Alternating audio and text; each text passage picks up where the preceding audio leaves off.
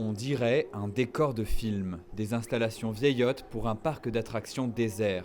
Ce qui était dans les années 70 l'une des stations balnéaires les plus prisées du pays est aujourd'hui quasiment à l'abandon. Bienvenue à Clacton-on-Sea, à l'est de l'Angleterre, la ville la plus eurosceptique du pays et celle qui est le plus en faveur d'un Brexit. Pour ses habitants, l'appartenance à l'Union européenne est la cause de tous leurs maux.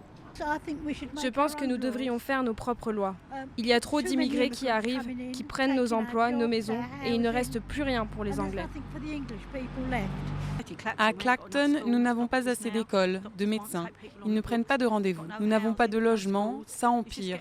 Nous ne sommes qu'une petite île. On ne peut pas accueillir tout le monde. Et pourtant, le taux d'immigration ici n'est que de 5%, bien en deçà de la moyenne nationale.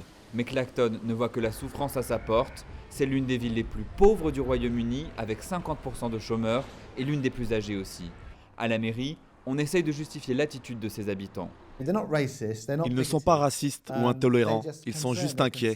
Inquiets de savoir si leurs enfants vont pouvoir acheter une maison parce qu'il n'y a pas assez de construction. Les gens regardent autour d'eux et se demandent pourquoi n'y a-t-il pas assez de logements. Est-ce parce qu'il y a trop d'immigrés? Je suis sûr que vous pouvez venir avec des chiffres et des statistiques et dire que ce n'est pas vrai. Mais peu importe, une fois que cette idée est dans la tête des gens, ils y croient. Pas beaucoup de suspense quant au résultat du vote sur le référendum ici. En revanche, c'est encore l'inconnu sur le choix que fera le pays dans son ensemble.